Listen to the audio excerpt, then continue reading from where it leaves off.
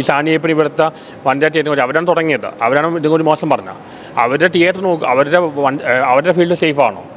ഈ ഹേമ കമ്മിറ്റിയിൽ എന്തൊക്കെയാണ് നടന്നുകൊണ്ട് അതാദ്യം ശരിയാക്കും. അല്ല, സന്തോഷം അങ്ങനെ ആരെങ്കിലും പറഞ്ഞ് വനിതാ തിയേറ്ററിലോട്ട് കൊണ്ടുവന്നിട്ടുണ്ടോ? പണ്ടൊക്കെ സംവിധായകരും നടന്മാരൊക്കെ പലരും വിളിച്ചിട്ടുണ്ട്. പല സിനിമാക്കാർ പേരേനും വിളിക്കാറുണ്ട്, ഇപ്പോഴും വിളിക്കാറുണ്ട്. ഇന്ന് പോലും ഒരു മൂവിക്ക് വിളിച്ചാണ്. അത് ചില സിനിമക്കാർ വിളിക്കും, ചില സിനിമക്കാർ എതിർക്കും. എന്തെങ്കിലും ഇനിയിപ്പം ഞാനും പേരിൽ ഭയങ്കര ഫേമസ് ആയതുകൊണ്ട് പോപ്പുലാരിറ്റി ആണ് പ്രശ്നമാണ്. ഞങ്ങളെ കൂടി പരിചയപ്പെടുത്തുന്നു പറഞ്ഞ് ഞങ്ങളുടെ അടുത്തൊന്ന് പറഞ്ഞിട്ടുണ്ട്. എന്നിട്ട് അവരെയും കൂടി ഞങ്ങൾ ചില ഓഫർ ചെയ്യണം. ഞാൻ പൈസ വാങ്ങിച്ചിട്ടില്ല, പൈസ ഓഫർ പല ചെയ്തിട്ടുണ്ട്. ചാനലുകൾ നമ്മൾ പരിചയപ്പെടുത്തിയിട്ടുണ്ട്. ചേട്ടന് വരുന്ന വിഷ്ണു കൊച്ചിക്കാരൻ ആറാട്ടണന്റെ കൂടെയുള്ള ഇത് വേറെ ചെറിയ പടങ്ങൾ വലിയ പടങ്ങൾക്കൊന്നും ഞങ്ങളുടെ ആവശ്യമില്ല. ചെറിയ പടങ്ങൾ പ്രൊമോട്ട് ചെയ്യാൻ ഞങ്ങൾ വിളിച്ചിട്ടുണ്ട്.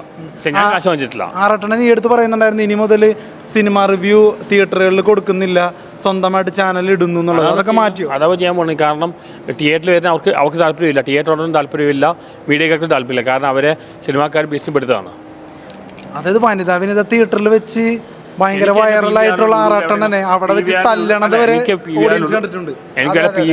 ശരിയാ. അല്ല, വനിതാ തിയേറ്ററിൽ വെച്ച് ഫേമസ് ആയ ആറാട്ടണ്ണനെ അവിടെ വെച്ച് തല്ലുകൊള്ളണതും ഈ തിയേറ്റർ ഓണർ പോലീസിന് വിളിച്ചില്ല, ഒന്നും ചെയ്തില്ല. വിത്തിൻ സെക്കൻഡ്സിൽ തന്നെ അറ്റാക്ക് വന്നപ്പോൾ തിയേറ്റർ ഓണർ എന്തൊക്കെ വന്നാലും വിളിക്കേണ്ടതാണ് പോലീസിനെ വിളിച്ചില്ല.